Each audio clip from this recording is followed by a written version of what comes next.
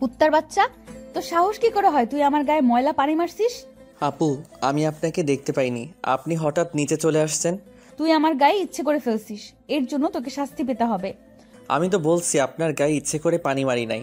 ঠিক আছে, আপনি যে শাস্তি দিবেন আমি মাথা পেতে নিব, তারপরেও আমার মরা বাবা মাকে গালি দিয়েন না। তুই এখনই আমার জামা পরিষ্কার করে দিবি এবং আগে 50 বার কান ধরে উঠবি আর বসবি। ঠিক আছে আপু, আপনি যা বলবেন আমি তাই করছি। কি আর করার, আপুর কথা মতো কান ধরে উঠতে বসতে লাগলাম। আপু রুমে গিয়ে জামা চেঞ্জ করে ময়লা জামা আমার সামনে দিয়ে রুমে চলে গেল। কান ধরা শেষ করে আপুর জামাগুলো নিয়ে ওয়াশরুমে চলে গেলাম। জামা পরিষ্কার করে ছাদের উপরে দিয়ে নিচের রুমে আসলাম। ওয়াশরুমে ঢুকে ফ্রেশ হয়ে কলেজে যাওয়ার জন্য রেডি হতে লাগলাম। রেডি হতে হতে আপনাদের পরিচয়টা দিয়ে দেই। আমি রাসেল। দুনিয়ায় আপন বলতে কেউ নেই। মা আমাকে জন্ম দেওয়ার 5 মাস পর অসুস্থ হয়ে মারা যায়। এরপর বাবা আমাকে লালন পালন করে। কোনো রকম এসএসসি পাশ করার পর আব্বু রোড দুর্ঘটনায় মারা যায়। আব্বু রিক্সা চালিয়ে আমার পড়ালেখার খরচ চালিয়েছে। বাবা মারা যাওয়ার 1 মাস পর ঢাকায় চলে আসি। রাস্তা দিয়ে হাঁটতে আসি, কোথায় যাব, কি করব, কিছুই মাথায় আসছে না। এই ঢাকা শহরে আমার কেউ নেই, তাই যাওয়ার মতো স্থান নেই। এসব ভেবে হাঁটতে হাঁটতেছি, হঠাৎ একটা গাড়ি এসে আমাকে ধাক্কা মারে। আমি রাস্তার একপাশে গিয়ে পড়ি। এরপর আর কিছু মনে নেই। যখন চোখ খুলি তখন দেখি আমি একটা হাসপাতালের কেবিনে শুয়ে আছি। আমার পাশে একজন বাবার বয়সী লোক বসে আছে। আমাকে চোখ খুলতে দেখে উনি বলল, যাক, অবশেষে তোমার জ্ঞান ফিরেছে। আজ একদিন পর তোমার জ্ঞান ফিরে এসেছে। আমার কি হয়েছে? আমি হাসপাতালে কেন? ওই দিন রাতে তুমি রাস্তা দিয়ে হাঁটতে হাঁটতে মাঝখানে চলে আসো। আমার ড্রাইভার কন্ট্রোল করতে না পেরে তোমাকে ধাক্কা মারে। তারপর আমি আর ড্রাইভার তোমাকে ধরে হাসপাতালে নিয়ে আসি। ও, আপনাকে অনেক ধন্যবাদ আমার জীবন বাঁচানোর জন্য। আচ্ছা, আমাকে বলো তো, তুমি রাস্তার মাঝখানে চলে আসলে কেন? আসলে দুনিয়ায় আপন বলতে আমার কেউ নেই। আম্মু জন্ম দেওয়ার 5 মাস পর অসুস্থ হয়ে মারা যায়। এরপর বাবা ছিল। 1 মাস আগে বাবা সড়ক দুর্ঘটনায় মারা যায়। এরপর ঢাকায় চলে আসি কাজের খোঁজে। এই ঢাকা শহরে আমার কেউ নেই, তাই কোথায় যাব, কি করব, এসব কিছু ভাবতে ভাবতে হাঁটতেছিলাম। তারপর কি হলো আপনি তো জানেন। কে বলেছে তোমার আপন কেউ নেই? আজকে থেকে আমি তোমার সব। তুমি এখন থেকে আমার বাসায় থাকবে। আপনার পরিবারের মানুষ কি বলবে? আর আপনাকে তো আমি চিনি না। আমার পরিবারে আমি, স্ত্রী এবং একটা মেয়ে আছে। আর আমি হচ্ছি বাংলাদেশের টপ বিজনেসম্যানদের একজন, নাদিয়া গ্রুপ অফ কোম্পানির মালিক রহমান শিকদার। নাদিয়া হচ্ছে আমার মেয়ে। আমি আপনার বাসায় যেতে পারি, কিন্তু আমাকে কোনো কাজ দিতে হবে। তুমি আমাকে আপনি করে বলছো কেন? এখন থেকে আঙ্কেল বলে ডাকবে। আর তোমাকে এখন কোনো কাজ করতে হবে না। তুমি কতটুকু পর্যন্ত পড়াশোনা করেছো? জি, আমি এবার এসএসসি পাস করেছি। ঠিক আছে, তাহলে তুমি আগে পড়ালেখা শেষ করো, তারপর আমার অফিসে চাকরি করবে। আপনি অনেক ভালো মনের মানুষ আঙ্কেল। দুনিয়ায় আপনার মতো মানুষ থাকলে মেধাবী ছেলেগুলো রাস্তায় থাকতে হতো না। আচ্ছা ঠিক আছে, তুমি এখন রেস্ট নাও। আমি ড্রাইভারকে ফোন দিয়ে বলেছি, সে খাবার নিয়ে আসবে। খাবার খেয়ে ওষুধগুলো খেয়ে নেবে। আমি ডাক্তারের কাছে যাচ্ছি। এই কথা বলে আঙ্কেল কেবিন থেকে বেরিয়ে গেল। আজ 2 দিন পর আমাকে আঙ্কেলের বাসায় নিয়ে আসছে। আমাকে আন্টির সাথে পরিচয় করিয়ে দিল। আন্টির কথা শুনে বুঝতে পারলাম উনি আঙ্কেলের মতো অনেক ভালো মানুষ। বিকালে ওনার মেয়ে কলেজ থেকে আসার পর আমাকে তার সাথে পরিচয় করিয়ে দিছে। নাদিয়া আপুর কথা শুনে বুঝতে পারলাম উনিও অনেক ভালো মানুষ, আমাকে কত সহজে আপন করে নিছে। সুন্দরভাবে চলছিল আমার জীবন। আমাকে নাদিয়া আপুর কলেজে ভর্তি করিয়ে দিছে। নাদিয়া আপু প্রতিদিন ওনার সাথে করে কলেজে নিয়ে যায়, আবার নিয়ে আসে। নাদিয়া আপু এবার ইন্টার ফাইনাল ইয়ারে পড়ে, আর আমি প্রথম ইয়ারে। বয়সে আমার চেয়ে 2 বছরের বড় হবে। এইভাবে দেখতে দেখতে একটা বছর কেটে গেল। কিন্তু হঠাৎ নাদিয়া আপুর ব্যবহার অন্যরকম হয়ে গেছে। আজ 1 মাস থেকে, আগে তো ভালো ছিল, কিন্তু হঠাৎ এত পরিবর্তন কেন? গতকাল রাতে অনেক বৃষ্টি হয়েছে, তাই ছাদে পাতা পড়ে পানি জমে গেছে। 1 বালতির মতো পানি হবে। আমি পানিগুলো কুড়িয়ে নিচে ফেলে দিলাম। হঠাৎ নিচের দিকে তাকিয়ে দেখি নাদিয়া আপু চোখ মুখ লাল করে দাঁড়িয়ে আছে। এরপর দ্রুত নিচে নেমে আসলাম। তারপর কি হলো আপনারা তো জানেন। আপনাদের সাথে কথা বলতে বলতে রেডি হয়ে নিচে চলে আসলাম। নিচে এসে দেখি আপু নাই, তাই আমি খালাকে জিজ্ঞেস করলাম, খালা, নাদিয়া আপু কোথায়, উনি কি নাস্তা করবে না? নাদিয়া ম্যাম তো নাস্তা করে গাড়ি নিয়ে কলেজে চলে গেছে। ও আচ্ছা, ঠিক আছে, তাহলে তুমি আমাকে নাস্তা দাও। আজকে আমার পাঠক পাঠিকা ভাই বোনদের সাথে কথা বলতে বলতে দেরি হয়ে গেছে। পাঠক পাঠিকা এরা আবার কারা? আরে খালা, যারা আমার গল্প নিয়মিত পড়ে তাদের বলছি। আমি এত কিছু বুঝি না, পড়ালেখা করি নাই, তাহলে বুঝবো কেমনে? তুমি বরং নাস্তা করে তাড়াতাড়ি কলেজে যাও। আমি আর কোনো কথা না বলে নাস্তা করে ব্যাগটা নিয়ে বাসার বাহিরে চলে আসলাম। তারপর একটা রিক্সা নিয়ে কলেজে যেতে লাগলাম। এবার আপনারা হয়তো বলবেন, আপনার আঙ্কেল আন্টি কোথায়? আসলে আঙ্কেল আন্টি গ্রামে আঙ্কেলের বাসায় গেছে। আজকে প্রায় 15 দিন হয়েছে। কবে আসবে সেটা এখনও বলে নাই। এই 15 দিন নাদিয়া আপু আমাকে গাড়ি করে কলেজে নিয়ে যায়নি। 15 দিন আগে শুধু গাড়িতে করে কলেজে নিয়ে যেত, কিন্তু আসার সময় নিয়ে আসতো না। আমি সেটা আঙ্কেল আন্টিকে বলি নাই, তাহলে আপুকে বকাঝকা করবে। আপু আমার সাথে খারাপ ব্যবহার করেছে ঠিকই, কিন্তু কখনো গায়ে হাত তোলে নাই। আজকে আমার দোষের কারণে থাপ্পড় মেরেছে। আমার দরকার ছিল নিচে তাকিয়ে পানিগুলো ফেলার, তাহলে আর আপুর গায়ে পড়তো না। কথা বলতে বলতে কলেজে চলে আসলাম। পকেটে হাত দিয়ে দেখি মানিব্যাগ আনতে ভুলে গেছি। সব পকেটে হাত দেখি 30 টাকার মতো আছে। রিক্সা ভাড়া মিটিয়ে কলেজের গেট দিয়ে ভিতরে ঢুকলাম। তারপর ক্লাসের সামনে চলে গেলাম। দেখি স্যার পড়া শুরু করে দিছে। স্যার, ভিতরে আসতে পারি? আরে রাসেল, তুমি আজকে এত দেরি কেন কলেজে আসতে? আসলে স্যার, বাসায় একটু কাজ ছিল, সেগুলো শেষ করে আসতে দেরি হয়ে গেছে। ঠিক আছে, এখন গিয়ে সিটে বসো। Okay sir. আমি আর কোনো কথা না বলে রাফির পাশে গিয়ে বসলাম। রাফি বলল, কি রে, তোর গাল লাল হয়ে আছে কেন? শালা, স্যার ধরতে পারে নাই, তুই শালা কিভাবে ধরলি? শোন, আমি তোর বেস্ট ফ্রেন্ড। তোর চেহারার দিক তাকালে আমি সব বুঝতে পারি। এখন বল, লাল হয়ে আছে কেন? নাদিয়া আপু কি তোর গায়ে হাত তুলেছে? তোকে কলেজ ছুটি হওয়ার পর সব খুলে বলবো। রাফি আর কোনো কথা বলল না। আসলে আমরা দুজন বেস্ট ফ্রেন্ড। আমি আমার সব কিছু ওর সাথে শেয়ার করি, আর রাফি তার সব কিছু আমার সাথে শেয়ার করে। রাফির বাবা আঙ্কেলের মতো একজন বিজনেসম্যান। সবগুলো ক্লাস শেষ করে দুই বন্ধু বাহিরে আসলাম। এবার বল, নাদিয়া আপু তোকে কেন মেরেছে? আসলে আমি আজকে সকালে, তারপর সব কিছু খুলে বললাম। এজন্য বুঝি তোর গায়ে হাত তুলবে? হাত তো তুলেছে, আবার কান ধরে উঠবস করিয়েছে, জামা কাপড় পরিষ্কার করিয়েছে। আচ্ছা, এসব কথা বাদ দেই, আমারই ভুল ছিল নিচে তাকিয়ে পানিগুলো ফেলার। ঠিক আছে চল, আজকে তোকে বাসায় নামিয়ে দিয়ে আসি। ঠিক আছে চলো। না করলাম না, কারণ আমার কাছে টাকা নেই। রাফির কাছ থেকে অনেক টাকা নিয়েছি, আবার টাকা দিতে গেলে নেয় না। নিজের কাছে খারাপ লাগে টাকার কথা বলতে। কথা বলতে বলতে বাসায় চলে আসলাম। রাফি গাড়ি নিয়ে চলে গেল। আসার সময় আপুকে কলেজে দেখলাম না, মনে হয় কোথাও গেছে। বাসার ভিতরে ঢুকে কলিং বেল চাপ দিলাম। খালা এসে দরজা খুলে দিল। আমি খালাকে বললাম, খালা, নাদিয়া আপু কি বাসায় আছে? তুমি যাওয়ার 30 মিনিট পর বাসায় চলে এসেছে, এখনো রুমে আছে, দেখে মনে হচ্ছে মন খারাপ। ঠিক আছে খালা, আমি রুমে গেলাম। আমি ফ্রেশ হয়ে আসছি, তুমি টেবিলে খাবার দাও। ঠিক আছে, যাও। আমি রুমে এসে ব্যাগটা টেবিলের উপর রেখে ওয়াশরুমে চলে গেলাম। ফ্রেশ হয়ে একটা জামা গায়ে দিয়ে নিচে চলে আসলাম। দেখি নাদিয়া আপু আসে নাই, তাই আমি আপুর রুমের সামনে দাঁড়িয়ে বললাম, আপু দরজাটা খোলো। কেন, কি হয়েছে? খাবার খেতে আসো। সেই সকালে রুমে ঢুকে বসে আছো, কি হয়েছে তোমার? আমার কিছু হয়নি, তুই এখন যা, আমাকে একা থাকতে দে। আপু প্লিজ দরজাটা খোলো, তোমার সাথে আমার কিছু কথা আছে। নাদিয়া আপু আর কোনো কথা না বলে দরজা খুলে দিয়ে বিছানায় গিয়ে বসলো। আমাকে বলল, বল, কি কথা বলবি?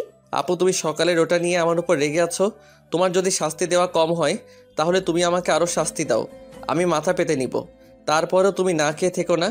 নাদিয়া আপু আর কোনো কথা না বলে বিছানা থেকে উঠে এসে আমাকে জড়িয়ে ধরলো। তখন আপু বলল, তুই আমাকে ক্ষমা করে দে রাসেল, আমি তোর উপর রাগ করে নেই। আমি একটা ছেলেকে ভালোবাসি, কিন্তু ছেলেটা অন্য একটা মেয়েকে ভালোবাসে, তাই ওর উপরে রাগ করে তোর সাথে খারাপ ব্যবহার করছি। তুই আমাকে মাফ করে দে। আজকে তোর গায়ে হাত তুলে নিজের কাছে অনেক খারাপ লাগছে, তাই ক্লাস না করেই বাসায় চলে আসি। নাদিয়া আপু কান্না করে কথাগুলো বলল। আপু আমি কিছু মনে করি নাই, আমি জানি তোমার হয়তো কিছু হয়েছে, তাই তুমি আমার সাথে এরকম করছো। তুমি একটা বার ওই ছেলেটাকে দেখিয়ে দিও, আমি ওকে আবার তোমার কাছে নিয়ে আসবো। না রে, ও আর আমাকে ভালোবাসে না, ও আমার সাথে প্রেমের অভিনয় করছে, আমি সেটা বুঝতে পারি নাই। মন খারাপ করো না, দেখবে আস্তে আস্তে সব ঠিক হয়ে যাবে। তুমি ফ্রেশ হয়ে আসো, দুজনে একসাথে খাবার খাবো। ঠিক আছে, তুই বস, আমি ফ্রেশ হয়ে আসছি। নাদিয়া আপু ফ্রেশ হতে চলে গেল। আমি বিছানায় বসে আপুর মোবাইল টিপতে লাগলাম। গ্যালারিতে ঢুকে দেখি একটা ছেলের অনেকগুলো ছবি। তার মানে এই ছেলের সাথে প্রেম করতো। ছেলেটা দেখতে অনেক সুন্দর, আমি ওই ছেলের কাছে কিছুই না। অবাক করার বিষয় হলো, ওই ছেলের সাথে আপুর একটা ছবিও দেখলাম না। আমি মোবাইলটা বিছানায় রেখে দিলাম। কিছুক্ষণ পর আপু ওয়াশরুম থেকে বেরিয়ে আসলো। আমি তার দিকে তাকিয়ে মাথা নিচু করে ফেললাম। আপু মনে হয় বিষয়টা বুঝতে পেরেছে, তাই আপু বলল, আসলে আমার মনে ছিল না তুই যে আমার রুমে। আমি ওয়াশরুমে ঢুকে জামা কাপড় গায়ে দিচ্ছি। ওয়াশরুমে যেতে হবে না, আমি নিচে যাচ্ছি, তুমি জামা কাপড় গায়ে দিয়ে আসো। এ কথা বলে আমি আপুর রুম থেকে বেরিয়ে নিচে চলে আসলাম। কিছুক্ষণ পর আপু জামা গায়ে দিয়ে নিচে চলে আসলো। একটা কথা আপনাদের বলে দেই, আমি নাদিয়াকে নিজের বড় আপুর মতো জানি। দুজনে একসাথে খাবার খেতে লাগলাম। খাবার খেয়ে যে যার রুমে চলে আসলাম। বিছানায় শুয়ে মোবাইলটা হাতে নিয়ে রাফিকে ফোন দিয়ে সব কিছু খুলে বললাম। তারপর আরও কিছুক্ষণ কথা বলে ঘুমিয়ে গেলাম। সকালে হঠাৎ কে যেন আমার গায়ে পানি মেরে ভিজিয়ে দিল। আমি এক লাফে উঠে গেলাম। সামনে তাকিয়ে দেখি নাদিয়া আপু হাতে বালতি নিয়ে দাঁড়িয়ে দাঁড়িয়ে হাসতে আসে। তার মানে এটা আপুর কাজ। তখন আমি আপুকে বললাম, আপু তুমি এটা কি করলে? আমার গায়ে পানি দিলে কেন? তোকে সেই সকাল থেকে ডাকছি, তোর ওঠার খবর নেই, তাই বাধ্য হয়ে তোর গায়ে পানি মারছি। তাই বলে তুমি পানি মারবে? দেখো পুরো শরীর ভিজে গেছে। ভালো হয়েছে, এখন কথা না বলে গোসল করে রেডি হয়ে নিচে আয়। ঠিক আছে, কিন্তু আজকে হঠাৎ আমাকে ডাকতে আসলে কেন? হঠাৎ কোথায়, 1 মাস তোকে ডাকি নাই। এর আগে তো প্রতিদিন সকালে তোকে ডেকে তুলছি। আর কি কারণে তোকে 1 মাস ডাকি নাই সেটা তুই ভালো করেই জানিস। ঠিক আছে তুমি যাও, আমি ফ্রেশ হয়ে আসছি। তাড়াতাড়ি আয়। বলে নাদিয়া আপু রুম থেকে বেরিয়ে গেল। আমি দাঁড়িয়ে না থেকে ওয়াশরুমে ঢুকে গোসল করে রেডি হয়ে কলেজের ব্যাগটা কাঁধে নিয়ে নিচে চলে আসলাম। কিছুক্ষণ পর আপুও আসলো। দুজনে একসাথে নাস্তা করে গাড়ি নিয়ে কথা বলতে বলতে কলেজে চলে আসলাম। আপু গাড়ি পার্কিং করে বলল, তোর ক্লাস শেষ হলে আমার জন্য অপেক্ষা করবি, দুজনে একসাথে বাসায় যাব। ওকে ঠিক আছে। আপু আর কোনো কথা না বলে তার ক্লাসে চলে গেল। হঠাৎ পিছন থেকে রাফি বলল, কিরে কেমন আছিস? এই তো ভালো আছি, তুই কেমন আছিস? আমিও ভালো আছি। আজকে তাহলে আপু তোকে কলেজে নিয়ে আসলো? আপু এখন আগের মতো হয়ে গেছে। এতদিন একটা ছেলের কারণে আমার সাথে খারাপ ব্যবহার করছে। ওই শালাকে যদি সামনে পাইতাম তাহলে অবস্থা খারাপ করে দিতাম। ওসব কথা বাদ দিয়ে এখন ক্লাসে চল। ঠিক আছে চল। আমি আর রাফি ক্লাসে চলে আসলাম। কিছুক্ষণ পর স্যার ক্লাসে আসলো। সবগুলো ক্লাস শেষ করে আমি আর রাফি বাহিরে চলে আসলাম। রাফি তাহলে তুই বাসায় যা, আমি আপুর জন্য অপেক্ষা করছি, দুজন একসাথে বাসায় যাব। ওকে ঠিক আছে। রাফি আমার থেকে বিদায় নিয়ে চলে গেল। আমি আপুর জন্য অপেক্ষা করতে লাগলাম। কিছুক্ষণ পর দেখি আপু তার বান্ধবীদের সাথে ক্লাস থেকে বেরিয়ে আসতেছে। আমাকে দেখে তার বান্ধবীদের বিদায় আমার সামনে আসলো। কিরে, কোন সময় তোর ক্লাস শেষ হয়েছে? এই তো 30 মিনিট আগে। ও, আমার একটা এক্সট্রা ক্লাস ছিল তাই আসতে দেরি হয়ে গেছে। কোনো সমস্যা নেই, তুমি গাড়ি নিয়ে আসো। তুই দাঁড়া, আমি গাড়ি নিয়ে আসছি। আপু গাড়ি নিয়ে আমার সামনে আসলো। তারপর আপুর সাথে সামনের সিটে বসলাম। দুজনে কথা বলতে বলতে বাসায় চলে আসলাম। আপু তার রুমে চলে গেল, আমি আমার রুমে চলে আসলাম। ফ্রেশ হয়ে নিচে এসে আপু আর আমি একসাথে খাবার খেয়ে রুমে চলে আসলাম। দেখতে দেখতে 1 মাস চলে গেল। এখন আপুর সাথে আগের থেকে অনেক ফ্রি হয়ে গেছি। এখন আপু আমার সব সময় খেয়াল রাখে। কলেজে কোনো মেয়ের সাথে কথা বলতে দেয় না, আমাকে শাসনের উপর রাখে। আপুর এসব আমার অনেক ভালো লাগে। আমি আপুকে কিছু বলি না। এখন ওই ছেলের কথা আপু একদম মাথা থেকে ঝেড়ে ফেলে দিছে। আমার সাথে সব সময় দুষ্টমি করে, বড় বোন হিসেবে ছোট ভাইয়ের সাথে করতে পারে। আমি আপুকে সবসময় নিজের বড় বোনের চোখে দেখি। আঙ্কেল আন্টি তারা বাসায় চলে এসেছে। আঙ্কেল এখন আগের মতো অফিস দেখাশোনা করে। আমাদের কলেজ আজকে 1 মাসের জন্য ছুটি দিয়েছে, কারণ কলেজে নতুন করে রং লাগাবে, তাই 1 মাস কলেজ বন্ধ থাকবে।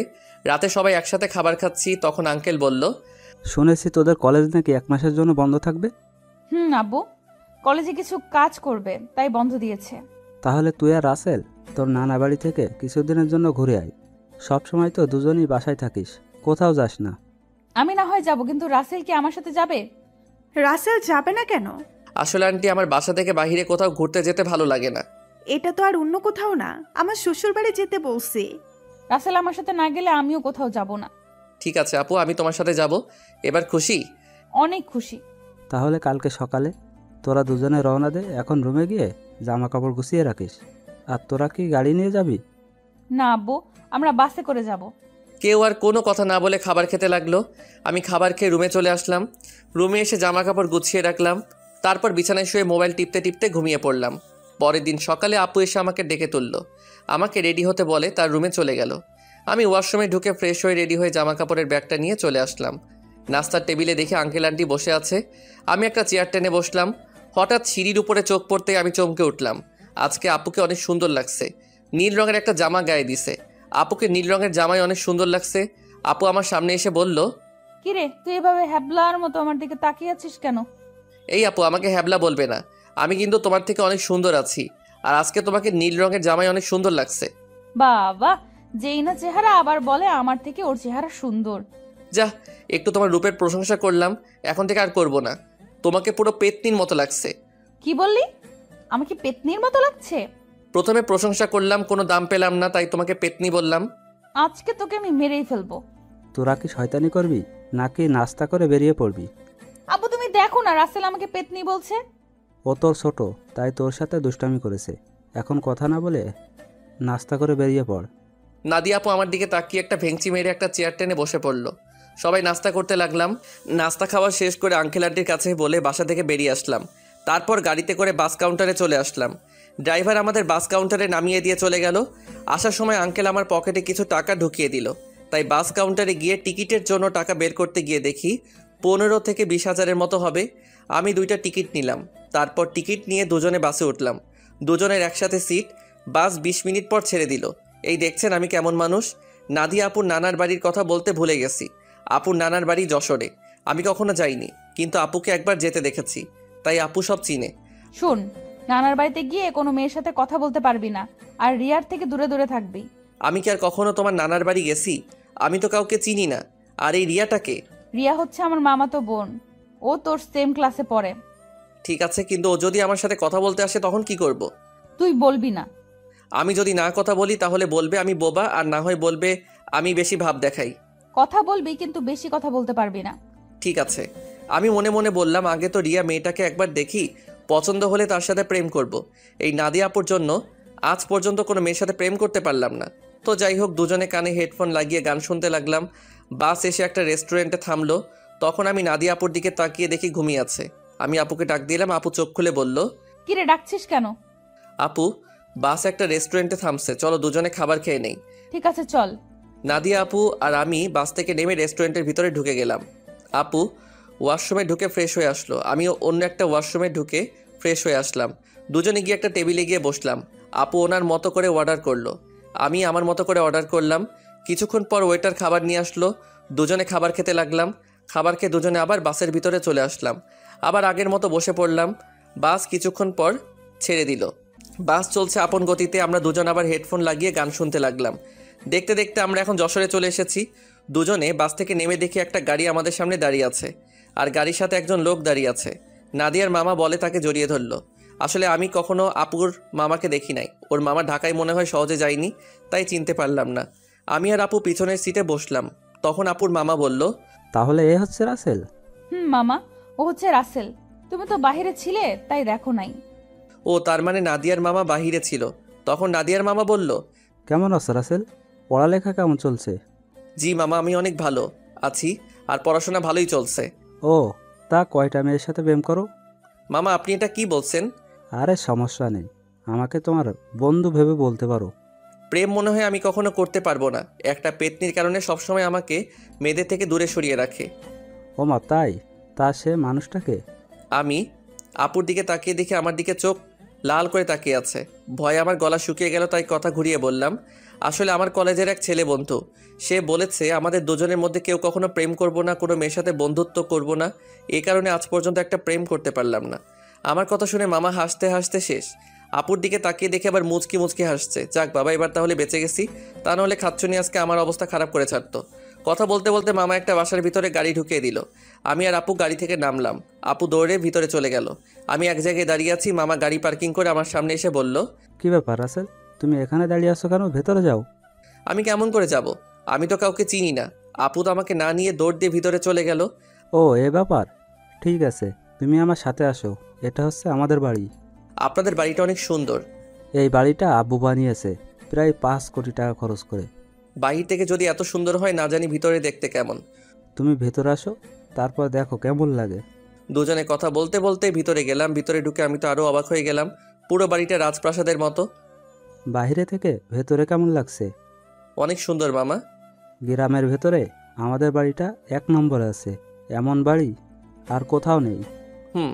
ঠিক আছে, তুমি ওপরে গিয়ে হাতের ডান পাশের রুমে চলে যাও। যতদিন এই বাড়িতে থাকবে ততদিন ওই রুমেই থাকবে।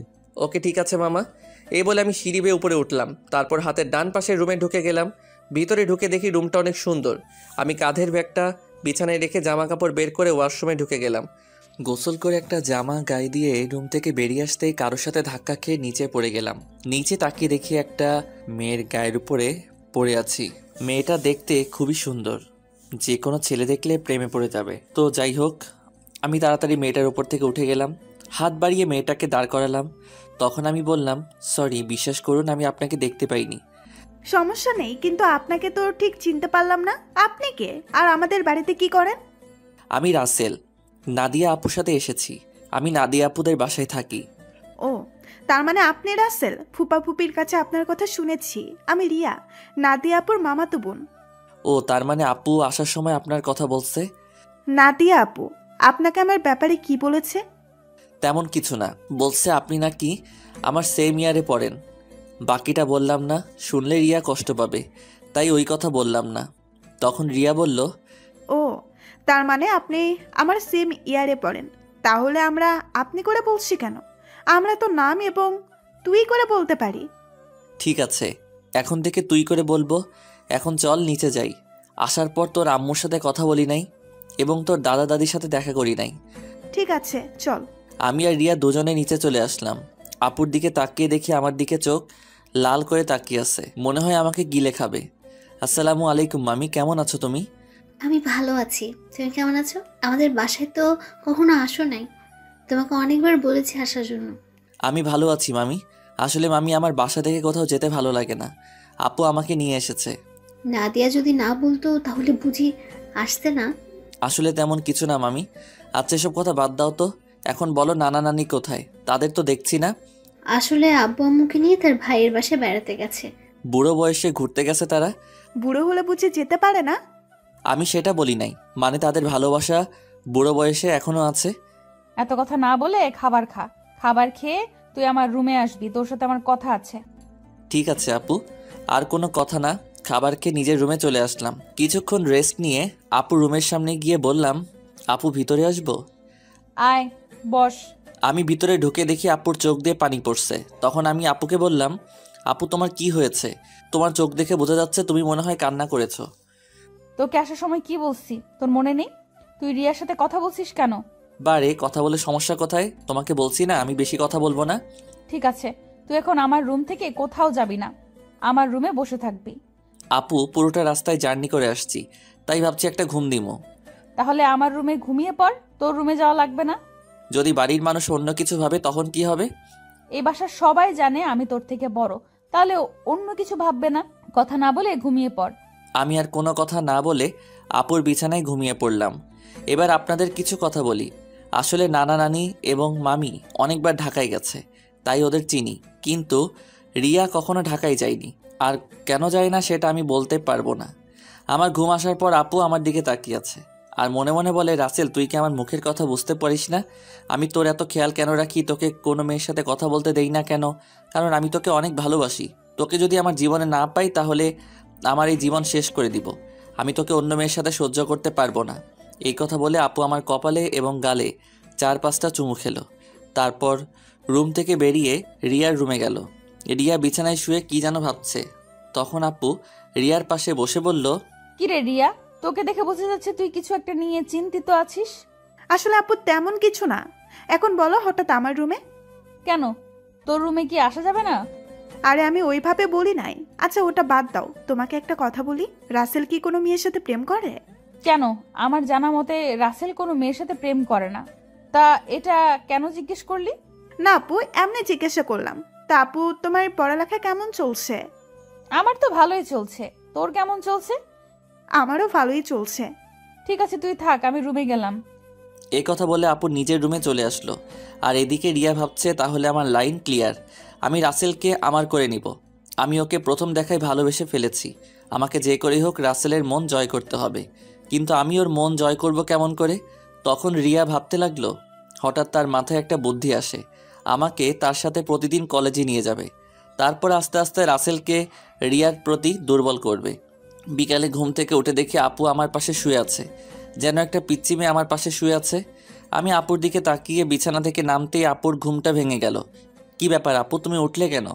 ঘুম ভেঙে গেছে তাই উঠে গেলাম। তুই ফ্রেশ হয়ে আয়, দুজনে মিলে গ্রামটা ঘুরে দেখব। ঠিক আছে। আমি রুমে গিয়ে ফ্রেশ হয়ে আসছি। এই বলে আপু রুম থেকে বেরিয়ে নিজের রুমে চলে আসলাম। ওয়াশরুমে ঢুকে ফ্রেশ হয়ে একটা জামা গায়ে দিয়ে নিচে নেমে আসলাম। নিচে এসে দেখি রিয়া সোফায় বসে টিভি দেখছে। আমাকে দেখে সামনে এসে বলল, কি রে, তুই কি কোথাও যাবি? আপু আর আমি তোদের গ্রামটা ঘুরে দেখব। আপু ফ্রেশ হয়ে আসছে। ঠিক আছে, তোরা আমার জন্য কিছুক্ষণ অপেক্ষা কর, আমিও তোদের সাথে যাব। এই বলে রিয়া দৌড় দিয়ে তার রুমে চলে গেল। কিছুক্ষণ পর আপু বেরিয়ে আসলো। আপুকে দেখতে অনেক সুন্দর লাগছে। আপু আমার সামনে এসে বলল, রাসেল আমি রেডি, এবার চল। একটু দাঁড়াও। রিয়া বলেছে সেও আমাদের সাথে যাবে, আমাদের অপেক্ষা করতে বলছে। আপু রিয়ার কথা শুনে মুখটা বেজার করে ফেললো। আমি বুঝতে পেরেছি, কিন্তু আমি তো আর রিয়াকে মানা করতে পারবো না। কিছুক্ষণ পর রিয়াও বেরিয়ে আসলো। রিয়াকেও অনেক সুন্দর লাগছে, হালকা মেকআপ করছে, তাতেই অনেক সুন্দর লাগছে রিয়াকে। তারপর আমরা তিনজন বাসা থেকে বেরিয়ে গ্রামের ভিতর দিয়ে হাঁটতে লাগলাম। গ্রামের দৃশ্য দেখতে অনেক সুন্দর।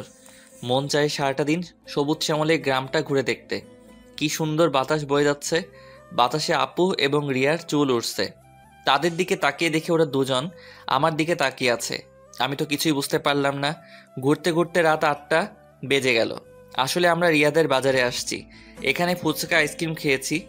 আপু বেশি খাইনি, চেহারাটা কেমন করে যেন রেখেছে, মনে হয় রিয়াকে সাথে করে আনার জন্য মন খারাপ করে ফেলছে। তো যাই হোক, তিনজনে হাঁটতে হাঁটতে বাসায় চলে আসলাম, যে যার রুমে চলে আসলাম। আমি ওয়াশরুমে ঢুকে ফ্রেশ হয়ে নিচে চলে আসলাম, সবার সাথে খাবার খেতে লাগলাম। আপু খাবার খাচ্ছে না, হঠাৎ হাত ধুয়ে রুমে চলে গেল। আমি হালকা কয়টা খাবার খেয়ে আপুর রুমে চলে আসলাম। রুমে এসে দেখে আপু বিছানায় শুয়ে আছে। আমি আপুর সামনে গিয়ে বললাম, আপু আমি রিয়াকে আমাদের সাথে যেতে বলি নাই, সে নিজে এসেছে আমাদের সাথে। আপু কোনো কথা বলছে না, আবার অন্যদিকে মুখ ঘুরিয়ে নিল। এবার আমি আপুকে আমার দিকে ঘুরিয়ে বললাম, আপু তুমি কি আমার উপর রেগে আছো?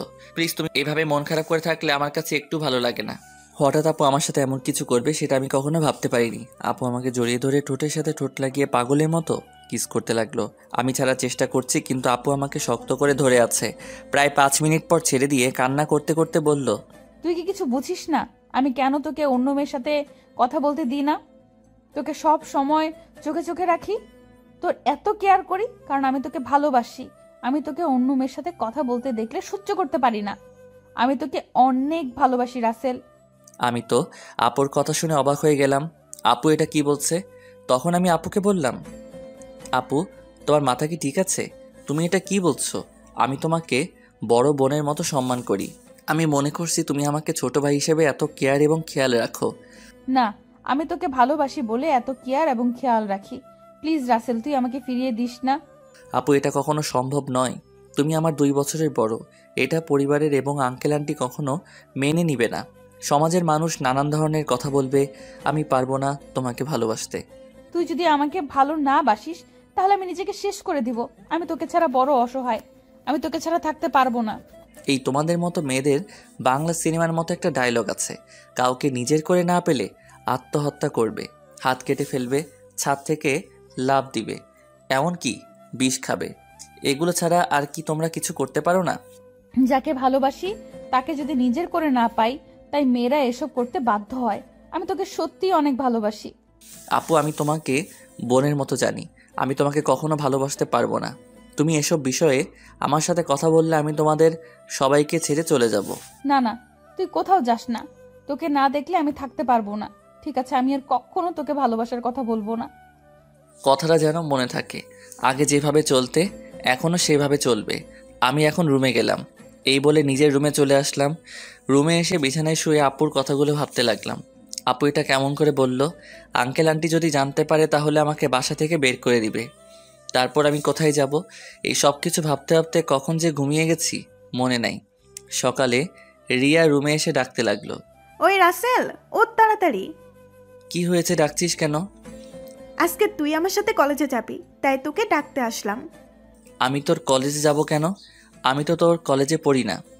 সেটা তো আমি জানি, তোকে আমাদের কলেজটা ঘুরে দেখাবো। তাড়াতাড়ি ওঠ। ঠিক আছে তুই যা, আমি ফ্রেশ হয়ে আসছি। রিয়া আর কোনো কথা না বলে আমার রুম থেকে বেরিয়ে গেল। আমি বিছানা থেকে উঠে ওয়াশরুমে ঢুকে ফ্রেশ হয়ে রেডি হয়ে নিচে চলে আসলাম। নিচে এসে দেখি মামা মামি নাস্তার টেবিলে বসে আছে। আমি গিয়ে একটা চেয়ার টেনে বসলাম। অনেক ভালো ঘুম হয়েছে মামা। তা তুমি এত সকালে ঘুম থেকে উঠলে কেন? রিয়া আমাকে ঘুম থেকে উঠিয়ে দিল তার সাথে কলেজে যাওয়ার জন্য।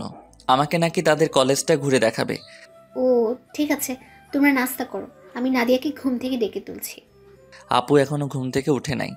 এখনো তো ওঠে নাই, গতকাল রাতে অল্প কয়টা খাবার খেয়েছে। মেয়েটার হঠাৎ কি হলো? কি আর হবে, মনে হয় ভালো লাগছে না তাই খাবার কম খেয়েছে। হঠাৎ রিয়া এসে একটা চেয়ার টেনে আমার পাশে বসলো। তখন রিয়া বলল, কি হয়েছে আম্মু?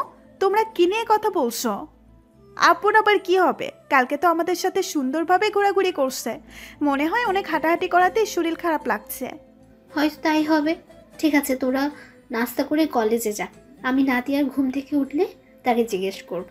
কেউ আর কোনো কথা না বলে নাস্তা খেতে লাগলো। আর আমি তো জানি আপু কেন এমন করছে। আপু যেটা চাচ্ছে সেটা কখনোই সম্ভব নয়। আমি কখনো আপুকে ওই রকম চোখে দেখি নাই। রিয়া আর আমি নাস্তা করে মামাকে বলে বাসা থেকে বেরিয়ে আসলাম। তখন রিয়া বলল, আচ্ছা রাসেল, দেখ তো আমাকে কেমন লাগছে। আমি তো এতক্ষণ রিয়ার দিকে খেয়াল করি নাই। আজকে রিয়াকে অনেক সুন্দর লাগছে। রিয়ার সৌন্দর্য ফুটে তুলছে তার ঠোঁটের পাশের তিলটাই। তখন আমি বললাম, আজকে তোকে অনেক সুন্দর লাগছে। যে কোনো ছেলে দেখলে প্রেমে পড়ে যাবে। কোনো ছেলে পড়ার দরকার নেই, তুই পড়লেই হবে। ওই বিড়বিড় করে কি বলছিস? কিছু না, একটা রিক্সা ডাক দে। বাসায় গাড়ি থাকতে রিক্সা করে কলেজে যাবি কেন? আমার মন বলছে তুই একটা রিক্সা ডাক দে। ওই একটা রিক্সা ডাক দিব কেন? আমরা তো দুইজন এখানে, একটা রিক্সায় কি করে যাব? ওই হারামি, রিক্সায় করে আমি আর তুই যেতে পারবো না। বেশি কথা না বলে রিক্সা ডাক দে। ঠিক আছে দিচ্ছি। একদিনের পরিচয়, তুই আমার সাথে এইভাবে ঝগড়া করছিস? তোর সাথে তো এখনো কিছু করি নাই, তাড়াতাড়ি রিক্সা ডাক দে, এমনি দেরি হয়ে যাচ্ছে। আমি আর কোনো কথা না বলে একটা রিক্সা ডাক দিলাম। দুজনে রিক্সায় উঠলাম। তখন রিয়া বলল, আচ্ছা রাসেল, তুই কি কখনো প্রেম করেছিস কোনো মেয়ের সাথে? আমার দ্বারা এসব হবে না। আমার সাথে কোনো মেয়ে প্রেম করবে না। আমার চেহারা ভালো না। কে বলেছে তোর চেহারা খারাপ? তুই দেখতে অনেক সুন্দর। সুন্দর হলে কি হবে? আপু তো আমাকে কোনো মেয়ের সাথে প্রেম করতে দিবে না। আর আমিও মনের মতো কাউকে পাইনি। আশেপাশে তাকালে তো পেতে পারিস। আমার পাশে তুই ছাড়া আর তো কেউ নেই, তাহলে পাবো কি করে? আরে পাগল, তোকে কি আমি অন্য কারো কথা বলছি? আমাকে কি চোখে পড়ে না? কিরে চুপ করে আছিস কেন? তোর কলেজ আর কত দূর? এই তো সামনেই। তারপর দুজনে কথা বলতে বলতে রিয়ার কলেজের সামনে চলে আসলাম। আমি রিক্সা ভাড়া দিলাম। রিয়া আমাকে মানা করছে, কিন্তু তারপরেও আমি ভাড়া দিছি। দুজনে গেট দিয়ে কলেজের ভিতরে ঢুকলাম। হঠাৎ কয়টা মেয়ে আমাদের সামনে আসলো। তাদের একটা মেয়ে বলল, কি রে রিয়া, তোর সাথে উনি কে? আগে তো কখনো দেখিনি। আরে আমার মনে হয় কি আমাদের রিয়ার বয়ফ্রেন্ড। দেখতে কিন্তু অনেক সুন্দর। যদি রিয়ার আগে আমি দেখতাম তাহলে ওর সাথে প্রেম করতাম।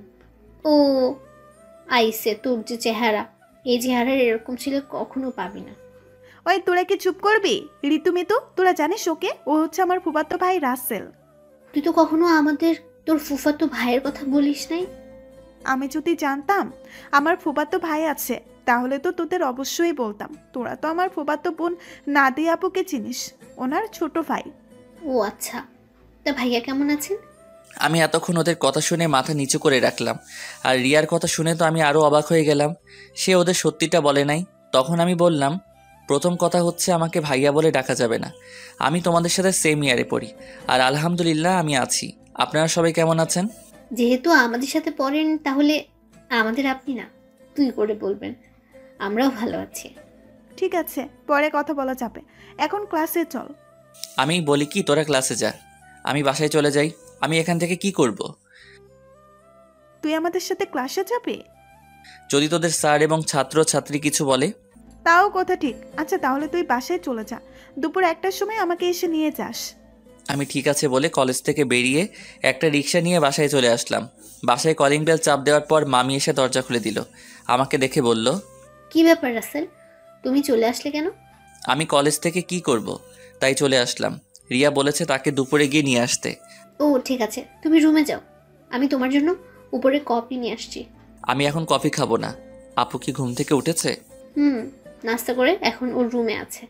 ঠিক আছে। আমি আপুর রুমে গেলাম বলে ভিতরে ঢুকে আপুর রুমে চলে গেলাম। আপুর রুমে এসে দেখি কার সাথে যেন মোবাইলে হেসে হেসে কথা বলছে। আমাকে দেখে ফোনটা কেটে দিল। তখন বলল, তুই আমার রুমে কেন এসেছিস? আমি তোমার রুমে আসলে সমস্যা কোথায়? আর তুমি কার সাথে কথা বলছো? সেটা কি তোকে বলতে হবে? আপু তুমি আমার সাথে এভাবে কথা বলছো কেন? তোর সাথে আমার কথা বলতে ভালো লাগছে না, তুই আমার রুম থেকে বেরিয়ে যা। আমি আর কোনো কথা না বলে আপুর রুম থেকে বেরিয়ে আমার রুমে চলে আসলাম। বিছানায় বসে ভাবতে লাগলাম, আপুর হঠাৎ কি হলো? আমার মনে হয় তার ভালোবাসা অ্যাকসেপ্ট না করার কারণে আমার উপর রেগে আছে। আপুর এমন কথায় কেন জানি আমার অনেক খারাপ লাগছে। পরে ভাবলাম রাগ করলে করুক, কিছুদিন পর এমনি ঠিক হয়ে যাবে। আর কিছু না ভেবে একটা ঘুম দিলাম। দুপুরের দিকে ঘুম থেকে উঠে দেখি 1টা বাজার 10 মিনিট বাকি আছে। তাই কোনো রকম ফ্রেশ হয়ে মামিকে বাসা থেকে বেরিয়ে একটা রিক্সা নিয়ে রিয়ার কলেজের সামনে চলে আসলাম। কলেজের সামনে এসে দেখি রিয়া তার বান্ধবীদের সাথে বাহিরে দাঁড়িয়ে আছে। আমাকে দেখে ঋতু আর মিতুর থেকে বিদায় নিয়ে আমার সাথে রিক্সায় উঠে বসলো। তোর আসতে লেট হলো কেন? আসলে কলেজ থেকে গিয়ে ঘুমিয়ে পড়েছি, উঠতে একটু দেরি হয়ে গেছে, তাই আসতে একটু দেরি হয়েছে। ও, তারপর দুজনে কথা বলতে বলতে বাসায় চলে আসলাম। এবার রিয়া আমাকে রিক্সা ভাড়া দিতে দিল না, রিয়া এবার রিক্সা ভাড়া দিল। তারপর দুজনে বাসার ভিতরে ঢুকে যে যার রুমে চলে গেলাম। দেখতে দেখতে 10টা দিন চলে গেল। রিয়া আর তার বান্ধবীদের সাথে ভালো বন্ধুত্ব হয়েছে, কিন্তু আপু আমার সাথে ঠিকভাবে কথা বলে না। সবসময় কার সাথে যেন ফোনে হেসে হেসে কথা বলে। আপুর এড়িয়ে চলা আমার অনেক খারাপ লাগে। এখন কেন জানি আপু ফোনে কারোর সাথে হেসে হেসে কথা বললে আমার কেমন জানি লাগে। রাতে সবাই মিলে খাবার খেতে লাগলাম। তখন নাদিয়া আপু বলল, মামা মামি আমি কালকে ঢাকায় ফিরে যাব, আমার জরুরি কাজ আছে। তুই যাবি মানে? তাহলে রাসেল কি করবে? ও যাবে কিনা সেটা বলতে পারে। রাসেল তুমি কি বলো, নাদিয়ার সাথে কি তুমি যাবে নাকি তুমি আরো কিছুদিন থাকবে? না মামা মামি, আমিও আপুর সাথে কালকে চলে যাব। আমি থেকে কি করব? তা গাড়ি নিয়ে যাবে নাকি বাসে করে যাবে? না মামা, আমরা বাসে করে যাব। তুমি ড্রাইভারকে বলে দিও আমাদের বাস কাউন্টারে নামিয়ে দিতে। হঠাৎ রিয়ার আবার কি হলো? ও খাবার না খেয়ে রুমে চলে গেল কেন? সেটা আমি বলবো কেমন করে? তুমি গিয়ে তোমার মেয়েকে জিজ্ঞেস করো। ঠিক আছে, ওর সাথে পরে কথা বলবো, এখন খাবার খাও। সবাই খাবার খেতে লাগলো। আমি খাবার খেয়ে রুমে চলে আসলাম। রুমে এসে দেখি টেবিলের উপর একটা কাগজ, লেখা আছে, রাসেল তুই একটু ছাদে আয়, আমি রিয়া, তোর সাথে কিছু কথা আছে। রিয়া হঠাৎ আমাকে ছাদে যেতে বলল কেন? আমি আর কোনো কিছু না ভেবে রুম থেকে বেরিয়ে ছাদে চলে গেলাম। ছাদে নিয়ে দেখি রিয়া ছাদের একটা কোথায় অন্যদিকে তাকিয়ে আছে। আমি রিয়ার সামনে গেলাম, তারপর রিয়াকে বললাম, বল আমাকে ছাদে আসতে বললি কেন? রিয়া আমার দিকে ঘুরে তাকালো। রিয়ার চোখ দেখি লাল হয়ে আছে, মনে হয় কান্না করছে। রিয়া বলল, রাসেল আমি তোকে কিছু কথা বলতে চাই, প্লিজ তুই না করিস না। কি কথা আগে সেটা বল। তারপর রিয়া আমাকে যে কথা বলল, সে কথা কখনো আমি রিয়ার থেকে আশা করি নাই। রিয়া এ কথা কিভাবে বলতে পারলো? রাসেল আমি তোকে প্রথম যেদিন আমাদের বাসায় দেখি, তোর সাথে ধাক্কা খাই, সেদিন থেকে আমি তোকে ভালোবেসে ফেলেছি। আমি মনে করছি আরও কিছুদিন পর তোকে ভালোবাসার কথা বলবো, কিন্তু যখন শুনেছি তুই কালকে ঢাকায় ফিরে যাবি তখন আমার মনটা অনেক খারাপ হয়ে যায়। আমি আর থাকতে পারলাম না, তাই তোকে সাথে ডেকে ভালোবাসার কথা বললাম। সত্যি রাসেল, আমি তোকে অনেক ভালোবাসি। এ কথা বলে রিয়া আমাকে জড়িয়ে ধরলো। আমি রিয়াকে বন্ধু ছাড়া অন্য কিছু ভাবি নাই, তাই ওর সাথে এত ফ্রি হয়েছি। কিন্তু রিয়া যে আমাকে ভালোবাসার কথা বলবে তা আমি কখনো ভাবিনি। আমি রিয়াকে আমার থেকে ছেড়ে বললাম, দেখো রিয়া, আমি তোকে বন্ধু ছাড়া অন্য কিছু কখনো ভাবিনি। আমি তোকে ভালোবাসতে পারবো না, তুই প্লিজ রাগ করিস না। তুই আমার থেকে অনেক ভালো ছেলে পাবি, আমাকে তুই ভুলে যা। রিয়া আমার কথা শুনে জোরে জোরে কান্না করে দিল। তারপর রিয়া বলল, তুই কেন আমাকে ভালোবাসতে পারবি না? আমি কি দেখতে খারাপ? কেন ভালোবাসতে পারবো না সেটা আমি বলতে পারবো না, আর তুই দেখতে অনেক সুন্দর। ঠিক আছে, জোর করে তো আর কারো ভালোবাসা পাওয়া যায় না, কিন্তু আমি তোকে কখনো ভুলতে পারবো না। তোকে আমি অনেক ভালোবেসে ফেলেছি। প্লিজ তুই পাগলামি করিস না, দেখবি তুই আমার থেকে ভালো ছেলে পাবি। ঠিক আছে, আমি রুমে গেলাম। এ কথা বলে রিয়া ছাদ থেকে নেমে গেল। এই কারণে মেয়েদের সাথে বন্ধুত্ব করি না। আমি আর কিছু না ভেবে ছাদ থেকে নেমে নিজের রুমে চলে গেলাম, বিছানায় শুয়ে পড়লাম। পরের দিন সবার থেকে বিদায় নিয়ে আমি আর আপু বেরিয়ে আসলাম। রিয়া আর আমার সামনে আসে নাই। ড্রাইভার আমাদের বাস কাউন্টারে নামিয়ে দিয়ে চলে গেল। আসার সময় আপু একটা কথাও বলে নাই আমার সাথে। আপুর এত পরিবর্তনে আমার অনেক খারাপই লাগছে। আপুর দুষ্টুমিগুলো কেয়ার করা সব কিছুই মিস করছি। আগে ঢাকায় ফিরে যাই, তারপর আপুর সাথে কথা বলবো। টিকিট কেটে দুজনে বাসে উঠলাম। দুজনের সিট একসাথে পড়েছে। আপু জানালার পাশে গিয়ে বসলো। দেখতে দেখতে আমরা ঢাকায় এসে পৌঁছে গেলাম। ড্রাইভার আঙ্কেল আমাদের নেওয়ার জন্য গাড়ি নিয়ে অপেক্ষা করছে। আমি আসার সময় ড্রাইভার আঙ্কেলকে ফোন দিয়ে আসতে বলেছি। দুজনে বাস থেকে নেমে গাড়িতে গিয়ে বসলাম। আমি ড্রাইভার আঙ্কেলের সাথে সামনের সিটে বসলাম, আপু পিছনের সিটে গিয়ে বসলো। আপুর দিকে তাকিয়ে দেখি কার সাথে যেন মোবাইলে চ্যাটিং করছে। আমি আপুর থেকে চোখ সরিয়ে নিলাম। কিছুক্ষণ পর বাসায় চলে আসলাম। আপু গাড়ি থেকে নেমে ভিতরে চলে গেল। আমি জামা কাপড়ের ব্যাগ নিয়ে ভিতরে গেলাম। আন্টি বলল, কি ব্যাপার রাসেল, তোমরা এত তাড়াতাড়ি বাসে আসলে যে? আরও কিছুদিন থাকতে। আন্টি আপুর নাকি কাজ আছে, তাই চলে আসলাম। আর 10 দিন তো থেকে আসলাম। ঠিক আছে, তুমি রুমে গিয়ে ফ্রেশ হয়ে আসো, আমি টেবিলে খাবার দিচ্ছি। ঠিক আছে আন্টি, এই বলে নিজের রুমে চলে আসলাম। রুমে এসে ওয়াশরুমে ফ্রেশ হয়ে নিচে চলে আসলাম। একটা চেয়ার টেনে বসলাম। আপুকে দেখলাম না টেবিলে, তখন আমি আন্টিকে বললাম, আন্টি আপু কোথায়? আপু খাবার খাবে না? ও তো খাবার খেয়ে রুমে চলে গেছে, তুমি খেয়ে নাও। ও, আমি আর কোনো কথা না বলে খাবার খেয়ে রুমে চলে আসলাম। দেখতে দেখতে আরও 10টা দিন চলে গেল। আপুর সাথে কথা বলতে গেলে আমার সাথে কথা বলে না। এই 10টা দিন অনেক কষ্টেই কেটেছে। রিয়াদের বাসায় তেমন কষ্ট পাইনি, কারণ রিয়ার সাথে দুষ্টুমি করতে করতে দিন পার হয়ে গেছে। কিন্তু এখানে তো আপুই আমার সাথে সবসময় দুষ্টুমি করতো। আমি এখন বুঝতে পেরেছি, আপুর সাথে কথা না বলতে পারলে আমি অচল। আপুর আগের দুষ্টুমিগুলো খুব মিস করছি। আমার মনে হয় আমিও আপুকে ভালোবেসে ফেলেছি, কিন্তু আন্টি আঙ্কেল কি আমাদের মেনে নেবেন? সমাজের মানুষ কি বলবে? আপুকে দেখে এখন সবসময় হাসি খুশিই থাকে। কার সাথে যেন মোবাইলে সারাদিন কথা বলে। আপু কি তাহলে অন্য কাউকে ভালোবাসে? না, আমার মনের কথা আপুকে খুলে বলতেই হবে। রাতে রাফিকে ফোন দিয়ে বললাম কলেজের সামনে দেখা করতে। রাফিকে বলে দেখি সে কি বলে। আমি একটা জামা গায়ে দিয়ে বাসা থেকে বেরিয়ে একটা রিক্সা নিয়ে কলেজের সামনে চলে গেলাম। কিছুক্ষণ পর দেখি রাফি বাইক নিয়ে আমার সামনে আসছে। রাফি বাইক সাইড করে আমার সামনে এসে বলল, কিরে, হঠাৎ জরুরি দেখা করতে বললি কেন? আসলে তোর সাথে একটা কথা আমি শেয়ার করি নাই, এখন না করে পারছি না। কি কথা বল। তাহলে শোন। তারপর রিয়াদের বাসা এবং আপুদের বাসা থেকে সব কিছু খুলে বললাম। এখন তুই বল আমি কি করব? আঙ্কেল আন্টি যদি জানতে পারে তাহলে তো আমাকে বাসা থেকে বের করে দিবে। তখন আমি কোথায় যাব? তোর এই বন্ধু থাকতে তোর কোনো সমস্যা নেই। তুই আপুকে তোর মনের কথা খুলে বল, পরেরটা পরে দেখা যাবে। আপুকে এখন আমাকে ভালোবাসবে? আমি তো তার মনে কষ্ট দিছি। হয়তো কিছুদিন তোর সাথে অভিমান করে থাকবে, তারপর এমনি অ্যাকসেপ্ট করে নিবে। আমার মনে হয় আপু অন্য কোনো ছেলেকে ভালোবাসে। সারাদিন দেখি কার সাথে যেন মোবাইলে হেসে হেসে কথা বলে। আগে তুই আপুকে মনের কথা খুলে বল, তারপর দেখ আপু কি বলে। যদি রাজি না হয় তারপরেও তুই আপুর পিছনে লেগে থাকবি। তোকে যদি সত্যি ভালোবাসে তাহলে দেখবি তোর সাথে বেশি দিন অভিমান করে থাকতে পারবে না। তুই আপুর সব অত্যাচার সহ্য করে নিবি। ঠিক আছে, আজকে আমি আপুকে মনের কথা খুলে বলবো। আমি আর থাকতে পারছি না। এই 10টা দিন আমি অনেক কষ্ট পেয়েছি। ওকে চল, তোকে বাসায় নামিয়ে দিই। ঠিক আছে চল। আমি রাফির বাইকে করে বাসায় চলে আসলাম। রাফি আমাকে নামিয়ে দিয়ে চলে গেল। বাসার ভিতরে ঢুকে দেখি একটা গাড়ি, কিন্তু গাড়িটা তো আঙ্কেলের না। তাহলে বাসায় কারা এসেছে? আমি দরজার সামনে দাঁড়িয়ে কলিং বেল চাপ দিলাম। খালা এসে দরজা খুলে দিল। আমি ভিতরে ঢুকে দেখি আপু শাড়ি পরে মেহমানদের সামনে বসে আছে। আবার একটা ছেলে দেখি তাদের সাথে আছে। আঙ্কেল দেখি বাসায়। সবাইকে অনেক খুশি খুশি লাগছে। আমাকে দেখে আঙ্কেল বলল, রাসেল, তুমি সকালে কোথায় গিয়েছিলে? আঙ্কেল আঙ্কেল রাফির সাথে ছিলাম। ও, তা দাঁড়িয়ে আছো কেন? বসো। দেখো, নাদিয়াকে ওরা দেখতে এসেছে। তাদের নাদিয়াকে পছন্দ হয়েছে। এখন বিয়ের দিন তারিখ ঠিক করবে। নাদিয়াপুর বিয়ের কথা শুনে আমার পায়ের নিচের মাটি সরে গেল। এখনই সবার সামনে বলতে ইচ্ছে করছে, নাদিয়াপু তুমি বিয়েটা করো না। আমি তোমাকে ছাড়া থাকতে পারবো না। আমি তোমাকে অনেক ভালোবেসে ফেলেছি, কিন্তু সেটা আর বলতে পারছি না। তাদের দেখে বোঝা যাচ্ছে তারা এই বিয়েতে অনেক খুশি। সবচেয়ে বড় কথা হলো আপুকেও দেখি অনেক খুশি। তাদের এই খুশির মাঝে আমার ভালোবাসার কথা বলতে পারবো না। আমি চাই না আমার কারণে তাদের খুশি নষ্ট হয়ে যাক। আর ছেলেটা দেখতে অনেক সুন্দর, আপুর সাথে ভালো মানাবে। আমি নিজের কষ্ট চেপে রেখে তখন আমি বললাম, তাহলে তো অনেক ভালো, তোমরা যেটা ভালো মনে করো। তোর কি ছেলেকে পছন্দ হয়েছে? ওনাকে পছন্দ না হওয়ার কি আছে? দেখতে অনেক সুন্দর, আপুর সাথে ভালো মানাবে। তাহলে আমরা বিয়ের 3 তারিখ ঠিক করতে পারি। তারপর তারা বিয়ের দিন তারিখ ঠিক করলো। আগামী শুক্রবার আপুর বিয়ে। আমি আর তাদের মধ্যে না থেকে নিজের রুমে চলে আসলাম। দরজা আটকে দিয়ে অনেক কান্না করতে লাগলাম। জীবনে কোনো মেয়েকে ভালোবাসি নাই, এই প্রথম একজনকে ভালোবাসলাম, কিন্তু তাকে আর বলতে পারলাম না। বলার আগেই তার বিয়ে ঠিক হয়ে গেল। হঠাৎ আমার মোবাইলটা বেজে উঠলো। দেখি রিয়া ফোন দিছে।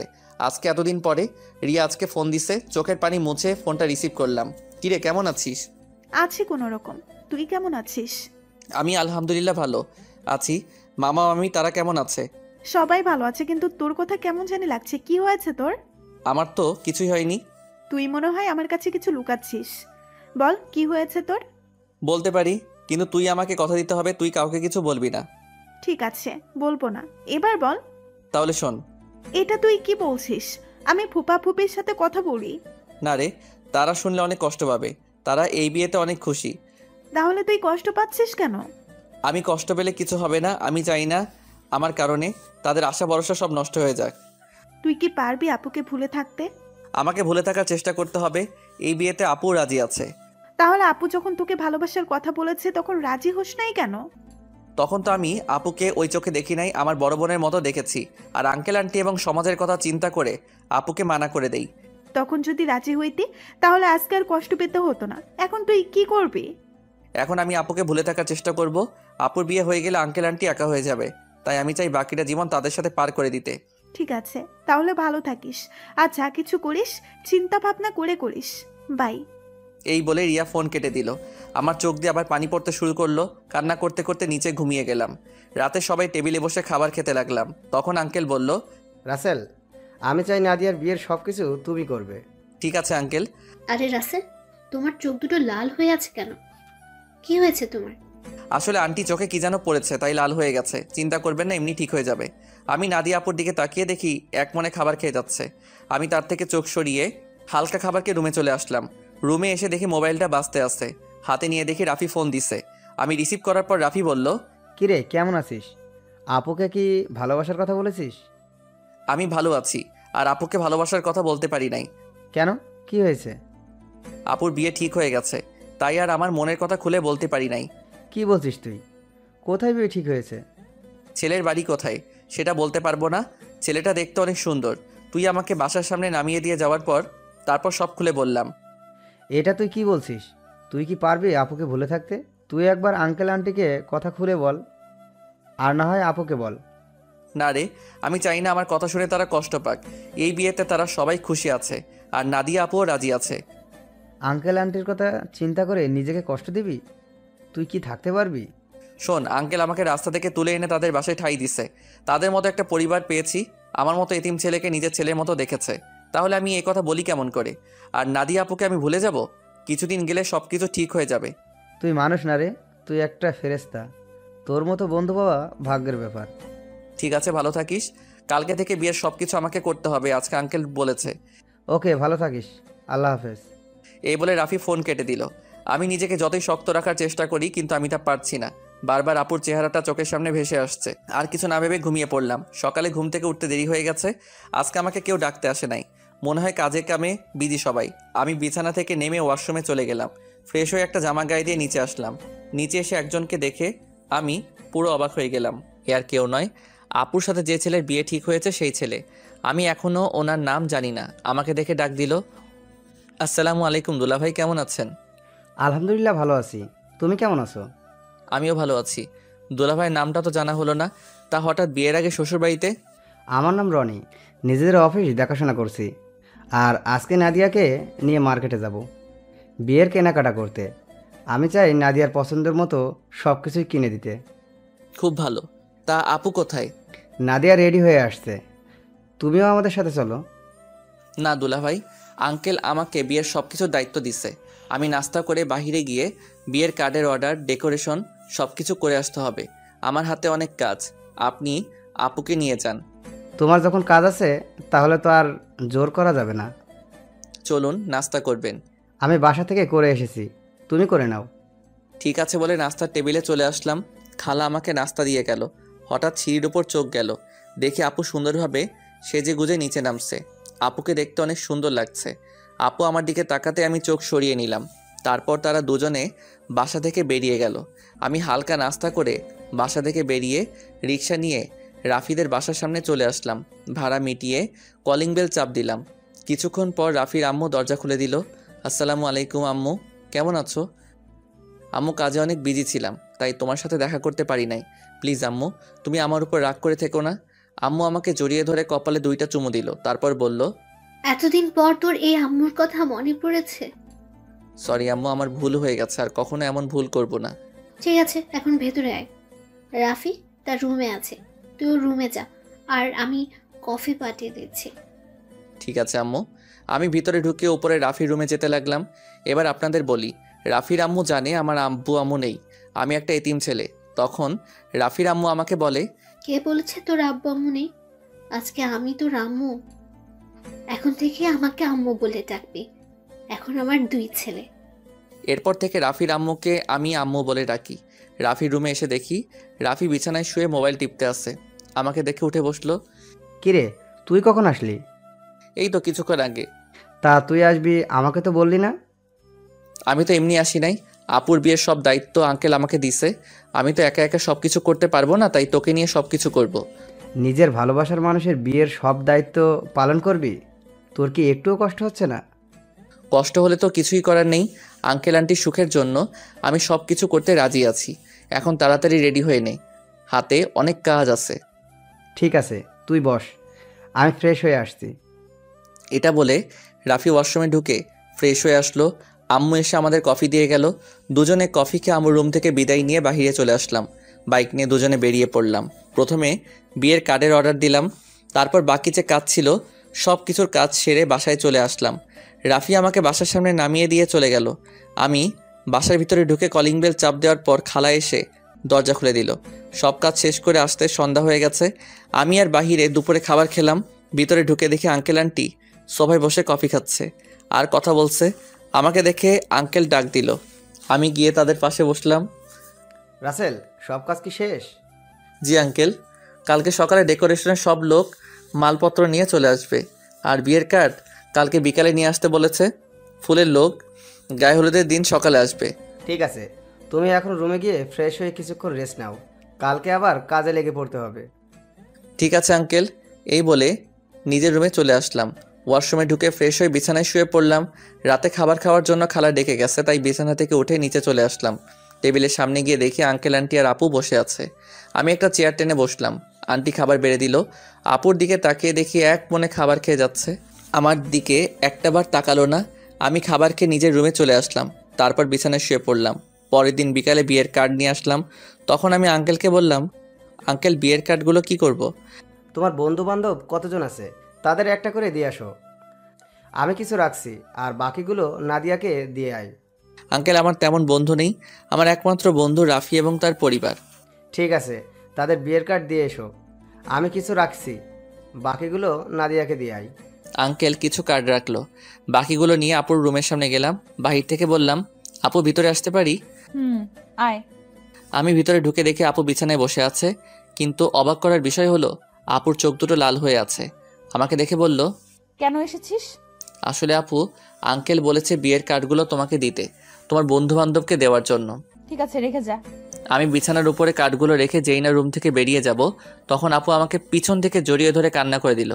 আমি আপুকে আমার দিকে ঘুরিয়ে বললাম, আপু তুমি কান্না করছো কেন? তুই কি মানুষ নাকি অন্য কিছু? আপু হঠাৎ এই কথা বললে কেন? আমাকে রিয়া ফোন করে সব বলে দিছে। তুই আমাকে ভালোবাসার কথা বললি না কেন? আমি তোমাকে যেদিন বলতে যাব সেদিন দেখি তোমাকে ছেলেপক্ষ দেখতে এসেছে, তাই আর বলি নাই। তুই তো আমাকে একটাবার বলে দেখতি, তোকে আমি এখনো অনেক ভালোবাসি। সেটা আর কখনো সম্ভব না। তোমার বিয়ে ঠিক হয়ে গেছে। এই বিয়েতে আঙ্কেল আন্টি অনেক খুশি। আমি চাই না তাদের মনে কষ্ট দিতে। তুই মা বাবার সুখের কথা চিন্তা করে নিজের ভালোবাসা কোরবানি করে দিবি? এছাড়া আমার কোনো উপায় নেই। ঠিক আছে, তুই যখন মা বাবার সুখের কথা চিন্তা করে আমাকে বিয়ে করবি না, তাহলে আমি রনিকে বিয়ে করব, কিন্তু কখনো রনিকে স্বামীর অধিকার দিব না। আমি তোকে ভালোবাসি আর সারা জীবন বেঁচে যাব। আপু তুমি এমন পাগলামি করো না। আমাকে তুমি ভুলে যাও। নিজের বাবা মার কথা একটাবার চিন্তা করো। তোমার এই বিয়েতে তারা অনেক খুশি। তুই আমার রুম থেকে বেরিয়ে যা। যে ছেলে নিজের ভালোবাসার মানুষকে অন্য ছেলের হাতে তুলে দিতে রাজি আছে, সে কখনো কাউকে ভালোবাসতে পারে না। আমি আর কোনো কথা না বলে নিজের রুমে চলে আসলাম। নিজের চোখ দিয়ে 2 ফোঁটা পানি পড়ে গেল। আপু আমি তোমাকে অনেক ভালোবাসি। তুমি যদি আমার জায়গায় হতে তাহলে তুমি তাই করতে। আমার কিছু করার নেই। দেখতে দেখতে বিয়ের দিন চলে এসেছে। আপুর বিয়েতে সবাই এসেছে। আজকে আপুর গায়ে হলুদ। আপুকে স্টেজে আনা হয়েছে। এক এক করে সবাই আপুকে হলুদ লাগাতে লাগলো। আমি একটু দূরে দাঁড়িয়ে দাঁড়িয়ে দেখতে লাগলাম। হলুদ শাড়িতে আপুকে অনেক সুন্দর লাগছে, যেন একটা পরী সামনে বসে আছে। রিয়া আমার সামনে এসে বলল, কি রে, এখানে দাঁড়িয়ে আছিস কেন? এমনি দাঁড়িয়ে আছি। তুই কি মনে করেছিস আমি কিছু বুঝি না? এখনো সময় আছে, তুই মামা মামিকে সবকিছু খুলে বল। না রে, আমি চাই না তাদের মনে কষ্ট দিতে। তোর কি কষ্ট হচ্ছে না? আমি চুপ হয়ে গেলাম। মনে মনে বললাম, আমার ভিতরটা ফেটে যাচ্ছে, কিন্তু আমি এখন কি করব? আমাকে চুপ থাকতে দেখে রিয়া আবার বলল, কি রে, কথা বলছিস না কেন? আমার ভালো লাগছে না, তুই আমাকে একটু একা থাকতে দে। রিয়া আর কোনো কথা না বলে চলে গেল। হঠাৎ আঙ্কেল আমার সামনে এসে বলল, কী ব্যাপার রাসেল, তুমি এখানে দাঁড়িয়ে আছো কেন? যাও, নাদিয়াকে হলুদ লাগিয়ে দিয়ে আসো। যাচ্ছি আঙ্কেল। বলে স্টেজে উঠে নাদিয়া আপুর সাথে বসলাম। আপু আমার দিকে করুণ চোখে তাকালো। আমি একটু হলুদ আপুর গালে লাগিয়ে দিলাম, তারপর মিষ্টি আপুর মুখের সামনে ধরলাম, কিন্তু আপু খাচ্ছে না, আমার দিকে তাকিয়ে আছে। তখন আন্টি বলল, কি রে নাদিয়া, রাসেল তোর মুখের সামনে মিষ্টি ধরে রেখেছে, তুই খাসনি কেন? আন্টির কথা শুনে আপু হালকা একটু মিষ্টি খেলো। তারপর আপু আমাকে একটু মিষ্টি খাইয়ে দিল। আমি আর বসে না থেকে ছাদে চলে গেলাম। অনেক কষ্টে আপুর সামনে চোখের পানি আটকে রেখেছি। ছাদের কিনারে দাঁড়িয়ে কান্না করতে লাগলাম। আজকে রাতটা পার হলে কালকে আপুর বিয়ে হয়ে যাবে। নিজের চোখের সামনে কিভাবে দেখবো আপুর বিয়ে? আমার চোখের পানি কোনো বাধা মানছে না। অঝোর ধারায় পানি পড়তে লাগলো। ছাদে কতক্ষণ ছিলাম বলতে পারবো না। আমার একটা জিনিস কিছুতেই মাথায় ঢুকছে না। রাফিক আজকে গায়ে হলুদ ধরে দেখলাম না। ও কোথায়? আমাকে তো বলেছে সন্ধ্যার পরে চলে আসবে। আম্মু আব্বু তারা এসেছে, কিন্তু তাকে দেখলাম না। পকেট থেকে মোবাইল বের করে রাফিকে ফোন দিলাম, কিন্তু তার মোবাইল বন্ধ বলছে। আমি আর কিছু না ভেবে নিচু নামতে যাব, হঠাৎ ছাদে কারো আসার শব্দ পেলাম। নিচের দিকে তাকিয়ে দেখি আপু ছাদের দিকে আসছে। আপু আমাকে দেখে হাত ধরে টেনে ছাদের কিনারে নিয়ে আসলো। তখন আপু বলল, নিজেকে এত কষ্ট দিচ্ছিস কেন? রাসেল, এখনো সময় আছে। তুই আব্বু আম্মুকে সবকিছু খুলে বল। তুই যদি বলতে ভয় পাস তাহলে আমি বলি। না আপু, তুমি এই কাজগুলো কখনো করবে না। তারা শুনলে অনেক কষ্ট পাবে। আমি চাই না তারা আমার কথা শুনে কষ্ট পাক। তুই কি পারবি আমাকে ছেড়ে থাকতে? আমাকে পারতেই হবে। রাসেল, শেষবারের মতন আমার একটা কথা রাখবি? কি কথা বলো? তুই কালকে আমার সামনে আসিস না। আমি তোকে সামনে দেখলে কবুল বলতে পারবো না। ঠিক আছে, আমি তোমার সামনে থাকবো না। আমাকে জড়িয়ে ধরে একটা কিস করবি। কালকের পর তো অন্য পুরুষের সাথে থাকতে হবে। এখানে অন্য পুরুষ কোথায় থেকে আসলো? সে তো হবে তোমার স্বামী। কিন্তু আমি তো তাকে কখনো স্বামী হিসেবে মানবো না। আমি শুধু তোকে ভালোবাসি। প্লিজ আপু, তুমি আমাকে ভুলে যাও। স্বামী সংসার নিয়ে নতুন জীবন শুরু করো। আমি কখনো তোকে ছাড়া নতুন জীবন শুরু করতে পারবো না। আপু, তোমাকে আমার কসম দিয়ে বলছি, তুমি আঙ্কেল আন্টির মনে কষ্ট দিও না। সব বাবা মা চায় তার মেয়ে যেন সুখে থাকে। ঠিক আছে, তুই যা বলছিস তাই হবে। এখন আমাকে শেষবারের মতন জড়িয়ে ধরে একটা কিস কর। তোর কাছে এটাই আমার শেষ চাওয়া। আপু, তোমাকে জড়িয়ে ধরতে পারবো, কিন্তু কিস করতে পারবো না। এটা একমাত্র তোমার স্বামীর অধিকার। ঠিক আছে, তাহলে জড়িয়ে ধর। আমি আপুকে জড়িয়ে ধরলাম। আপু শুধু চোখের পানি ফেলছে। আমাকে কিছুক্ষণ জড়িয়ে ধরে নিচে নেমে গেল। পরের দিন আমি কাজে বিজি থাকতে শুরু করলাম। সব কিছু ঠিকঠাক মতো দেখিয়ে দিতে লাগলাম। কিছুক্ষণ পর আম্মু আমার সামনে আসলো। কি রে রাসেল, তোকে গতকাল থেকে ঠিকভাবে দেখতে পাচ্ছি না। আসলে আম্মু, আপুর বিয়ের সব দায়িত্ব আমার হাতে, তাই কাজে কামে এদিক ওদিক দৌড়াতেছিলাম। তোর চোখ দুটো লাল হয়ে আছে, কি হয়েছে তোর? আমার কিছু হয়নি আম্মু, এমনি রাতে একটু ঘুম কম হয়েছে। বেশি রাতে ঘুমাইছি তো, আবার সকাল সকাল ঘুম থেকে উঠে কাজে লেগে পড়ছি। ঠিক আছে, তুই থাক, আম্মু ভেতরে যাচ্ছি। ওকে আম্মু। আচ্ছা আম্মু, রাফি কোথায়? গতকাল থেকে রাফিকে দেখছি না, ওর মোবাইল বন্ধ। আমাকে তো বলছে তার কি একটা কাজ আছে, তাই সে আসতে পারবে না, কিন্তু আজকে দুপুরে চলে আসবে বলেছে। মোবাইল বন্ধ কেন সেটা তো বলতে পারবো না। ও, আম্মু আর কোনো কথা না বলে চলে গেল। আমি আবার কাজে লেগে পড়লাম। দেখতে দেখতে দোলা আসার সময় হয়ে গেছে। এদিকে আমার সব কিছু ঠিকঠাক মতো হয়ে গেছে। আমি রুমে এসে ফ্রেশ হয়ে একটা পাঞ্জাবি গায়ে দিয়ে রুম থেকে বেরিয়ে যেতেই হঠাৎ রিয়া আমার রুমে আসলো। কিরে তুই হঠাৎ আমার রুমে? রাসেল, তোর অনেক কষ্ট হচ্ছে তাই না রে? আমি সব কষ্ট মাটি চাপা দিয়ে দিচ্ছি। হয়তো নাদিয়া আপু আমার কপালে ছিল না, তাই এরকম আমার সাথে হয়েছে। আমি তার জন্য দোয়া করি, সে যেন স্বামী সংসার নিয়ে সুখে থাকে। তোকে কিছু বলার ভাষা আমার নেই। তুই আসলে মানুষ না, তুই একটা ফেরেশতা। ঠিক আছে, দুলা আসার সময় হয়ে গেছে, এখন বাইরে যেতে হবে। চলো দুজনে একসাথে যাই। ঠিক আছে, চল। আমি আর রিয়া রুম থেকে বেরিয়ে গেটের সামনে গেলাম, দেখি জামাই চলে এসেছে। আমি জামাইকে দেখে অন্যদিকে চলে গেলাম। সবাই জামাইকে নিয়ে ভিতরে ঢুকলো। তারপর স্টেজে নিয়ে বসালো। কিছুক্ষণ পর নাদিয়া আপুকে নিয়ে বসালো। আজকে আপুকে লাল বেনারসিতে অনেক সুন্দর লাগছে। আপুকে জামাইয়ের সাথে বসানো হলো। আর তারপর দিকে তাকাতে লাগলো, হয়তো আমাকে খুঁজতে আসে, কিন্তু আমি লুকিয়ে লুকিয়ে তাকে দেখছি। কিছুক্ষণ পর কাজী এসে বিয়ে পড়াতে কিছুক্ষণ যখন নাদিয়া আপুকে কবুল বলতে বললো, তখন আপু চুপ করে আছে। সবাই আপুকে বলছে কবুল বলার জন্য, কিন্তু আপু বলছে না। যেই না আপু সবার জোড়াজড়িতে কবুল বলতে যাবে, তখন হঠাৎ রাফি কোথা থেকে এসে বলল, এই বিয়ে বন্ধ করুন। কী হয়েছে রাফি, তুমি বিয়ে বন্ধ করতে বললে কেন? আপনারা যার সাথে আপুকে বিয়ে দিচ্ছেন তার সম্বন্ধে ভালো করে খোঁজখবর নিয়েছেন? কি বলতে চাও তুমি? সবাই তো বলছে ছেলে ভালো। এই ছেলে ভালো না, ও একটা মেয়েকে বিয়ে করবে বলে তার সব কিছু কেড়ে নিয়েছে। তোমার কাছে কি প্রমাণ আছে যে রনি খারাপ ছেলে? আমি জানতাম আপনারা এটাই বলবেন, তাই তো ওই মেয়েকে সাথে করে নিয়ে এসেছি। কোথায় আপু, সামনে আসো। রাফির কথা শুনে একটা মেয়ে সবার সামনে আসলো। মেয়েটাকে দেখে রনির চোখ বড় বড় হয়ে গেল। তখন রাফি বলল, বোন, তুমি সবার কাছে সত্যিটা খুলে বলো। আমার নাম মিম। রনি আর আমার 1 বছরের সম্পর্ক। সে আমাকে বিয়ে করবে বলে আমার সব কিছু কেড়ে নিয়ে গেছে। কিছুদিন আগে সে আমাকে বলে তাকে ভুলে যেতে, আর নাকি তার অন্য জায়গায় বিয়ে ঠিক হয়েছে। আমার সাথে নাকি প্রেমের অভিনয় করেছে। আমার ছেলে যে তোমার সাথে খারাপ কিছু করেছে তার কি প্রমাণ আছে? আমার মোবাইলে আমার আর রনির একসাথে ছবি আছে এবং কিছু নেগেটিভ ছবিও আছে, চাইলে দেখতে পারেন। বলে মোবাইলটা রনির বাবার হাতে দিল। তখন রনির আব্বু বলল, আমি তোমাদের দুজনের ছবি শুধু দেখেছি, আর ওগুলো দেখতে চাই না। রহমান সাহেব, আপনি আমাকে ক্ষমা করে দিন। আমি জানতাম না আমার ছেলে এতটা খারাপ। যদি জানতাম তাহলে কখনোই আপনার মেয়ের জন্য বিয়ের প্রস্তাব নিয়ে আসতাম না। আমি আজকে ওদের দুজনকে বিয়ে দিব। পারলে আমাকে মাফ করে দিবেন। এই বলে রনির বাবা মিম এবং রনিকে নিয়ে তারা বাসা থেকে বেরিয়ে গেল। সবাই এখন চিন্তা করছে নাদিয়ার কি হবে। তখন আঙ্কেল বলল, এখন আমার মেয়েটার কি হবে? এখন ওকে কে বিয়ে করবে? তখন রাফি আর রিয়া আঙ্কেলের সামনে গিয়ে বলল, আঙ্কেল, আপনি কোনো চিন্তা করবেন না, আপুর বিয়ে আজকে এবং এখনই হবে। তুমি কি বলছো রাফি? আমার মেয়েকে বিয়ে করবে?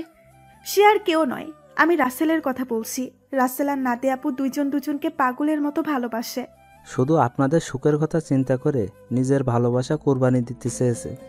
কারণ মামা, তুমি ওকে রাস্তা থেকে তুলে এনে নিজের বাসায় ঠাঁই দিছ, তাই তোমাদের নুন খেয়ে তোমাদের মনে কষ্ট দিতে চাইনি। আমি আপনাকে সব কিছু খুলে বলি। আঙ্কেল রাফির কথা শুনে আমার সামনে এসে ঠাস করে একটা থাপ্পড় মেরে বলতে লাগলো, নিজেকে খুব মহান মনে করছিস, তাই না? আমি কি কখনো তোর চাওয়া পাওয়া অপূর্ণ করেছি? তোকে আমি বাইরের ছেলে মনে করেছি? তুই কেন এমন করছিস? আমি তোমাদের সাথে প্রতারণা করতে পারবো না। আমি আপনাদের দুজনকে সবসময় নিজের মা বাবার মতো দেখে এসেছি। আমি একটা এতিম ছেলেকে ঠাঁই দিয়ে নতুন জীবন দিয়েছেন। আমি কি করে আপনাদের মনে কষ্ট দেই? আরে আমি তোকে কখনো অন্যভাবে দেখিনি, আমি তোকে নিজের ছেলের মতো জানি। তুই আমাদের কাছে একটাবার বলে দেখতি, আমি কখনো মানা করতাম না। এটা শুনে আমি তো আরো খুশি হয়েছি। আচ্ছা তোর কথা বাদ দিলাম, নাদিয়া তো আমাদের খুলে বলতে পারতি। আমি তোমাদের সবকিছু খুলে বলতে চেয়েছি, কিন্তু রাসেল আমাকে মানা করেছে, আবার আমাকে কসম দিছে। ঠিক আছে, এখন সব বাদ। এখন রাফি, তুমি রাসেলকে তৈরি করে নিয়ে আসো। ঠিক আছে আঙ্কেল। এ বলে রাফি আমাকে নিয়ে ওপরে চলে আসলো। আমি সাথে সাথে রাফিকে জড়িয়ে ধরে কান্না করে দিলাম। তারপর বললাম, কি রে, কেমনে কি? আমার পাঠক পাঠিকারা তো কিছুই বুঝতে পারছে না, একটু সবাইকে খুলে বল। ঠিক আছে, বলছি। আমি গতকাল দুপুরে মার্কেটে যাচ্ছিলাম আপুর বিয়ের উপহার কিনতে। তখন হঠাৎ দেখি একটা মেয়ে রনির মতো একটা ছেলের সাথে কথা বলছে। হঠাৎ ছেলেটা মেয়েটাকে ঠাস করে 2টা থাপ্পড় মেরে চলে যায়। ছেলেটা যে সময় গাড়িতে উঠবে তখন তার চেহারা দেখে অবাক হয়ে যায়, কারণ সে ছিল রনি ভাই। আমি আর দাঁড়িয়ে না থেকে মেয়েটার কাছে গেলাম। তখন তাকে জিজ্ঞেস করি, ওই ছেলেটার সাথে তোমার কি সম্পর্ক?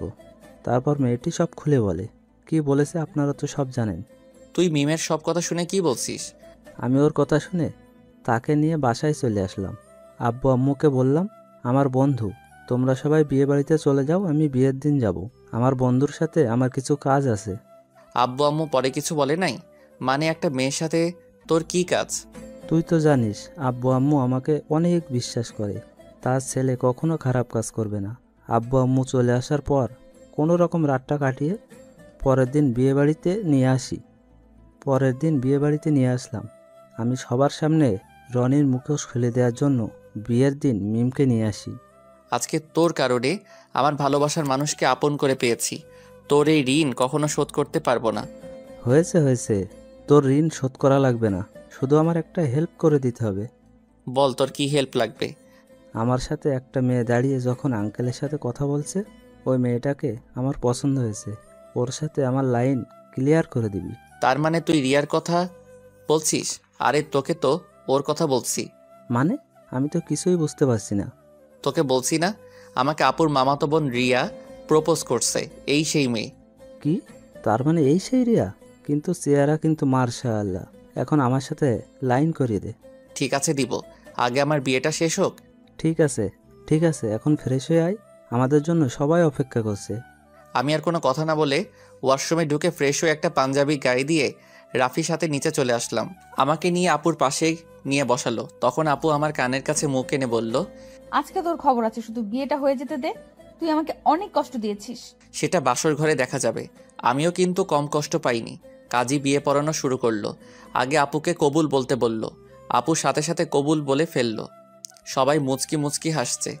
এবার আমাকে বলতে বলল, কিন্তু আমি বলছি না। আমি আপুকে একটু লাগানোর জন্য দেরি করছি। আপু আমাকে কনুই দিয়ে গুঁতা দিল। আমি সাথে সাথে কবুল বলে ফেললাম। সবাই জোরে জোরে হাসা শুরু করলো। তারপর কাজী মোনাজাত ধরলো। সবাই আমাদের জন্য দোয়া করলো। তারপর সবাই খাওয়া দাওয়া করে বাসায় চলে গেল।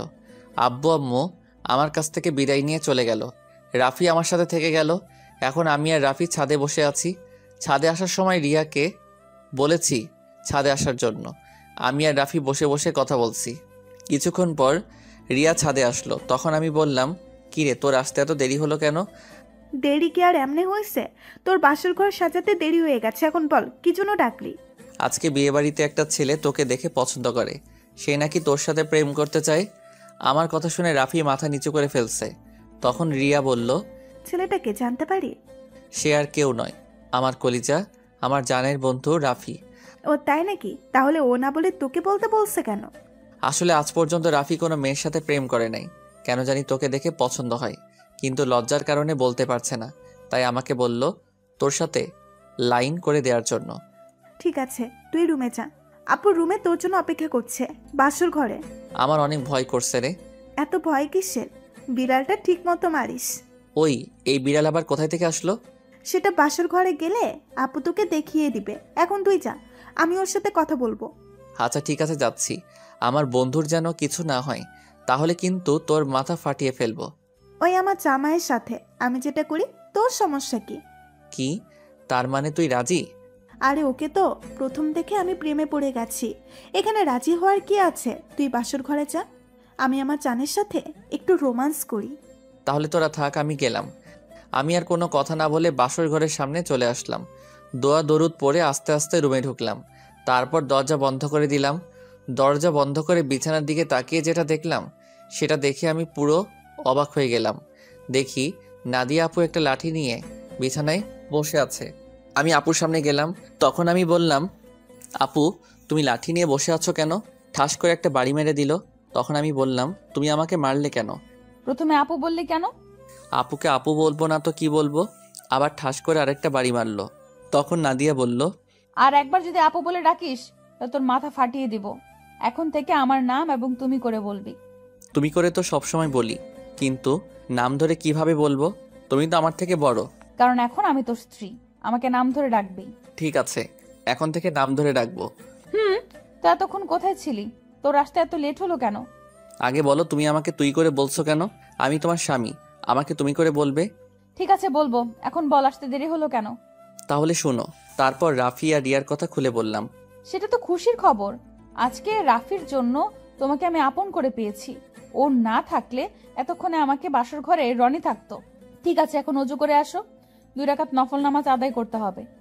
ঠিকই বলেছ। ওর মতো বন্ধু পাওয়া ভাগ্যের ব্যাপার। করব। আগে আমাকে একটা কথার উত্তর দাও। বিয়ের আগে তোমাকে দেখছি সব সময় কার সাথে যেন হেসে হেসে কথা বলতে। তুমি কার সাথে কথা বলতে? নাদিয়া আমার কথা শুনে হাসতে হাসতে বলল, আরে পাগল, এটা আমি অভিনয় করছি।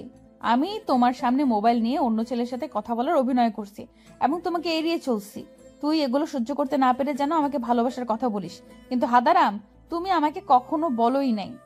কিছুদিন দেখার পর যখন তোমার রিয়াকশন দেখলাম না, তারপরে ছেলেকে বিয়ে করতে রাজি হয়ে যাই। তারপর কি হলো তুমি তো জানো। আমারটা আর কি শুনবে? সব তো তুমি জানতে পেরেছ। এখন চলো দুজনে অজু করে আসি। ঠিক আছে চলো। আমি আর নাদিয়া ওয়াশরুমে ঢুকে উঁচু করে 2 রাকাত নফল নামাজ আদায় করে খাটে গিয়ে বসলাম। তখন নাদিয়া বলল, আজকে তোমার ভালোবাসা দিয়ে আমার সব কষ্ট দূর করে দাও। তোমার কষ্ট দূর করলে আমার কষ্টগুলো দূর করবে কে? আমিও তোমার সব কষ্ট দূর করে দিব ভালোবাসা দিয়ে। ঠিক আছে, তাহলে মিশনে নেমে পড়ি। আমার তো আর সহ্য হচ্ছে না। বাবা, আমার সিনিয়র জামাই দেখি সহ্য হচ্ছে না, আসো। তারপর আর কি, নাদিয়ার উপর ঝাঁপিয়ে পড়লাম। নাদিয়ার ঠোঁট দুটো নিজের আয়ত্তে নিয়ে আসলাম। আস্তে আস্তে কাপড় খুলতে লাগলাম। তারপর ওর পুরো শরীরে কিস করতে লাগলাম, ধবধবে সাদা দেহ। তারপর হারিয়ে গেলাম সাগরের বুকে। এখন আমি আর নাদিয়া সবসময় কলেজে যাওয়া আসা করি। রিয়া আর রাফির প্রেম ভালোই চলছে, তাদের পড়ালেখা শেষ হলে বিয়ে হবে। আমি আমার সিনিয়র আপুর ভালোবাসা পেয়ে অনেক সুখে আছি।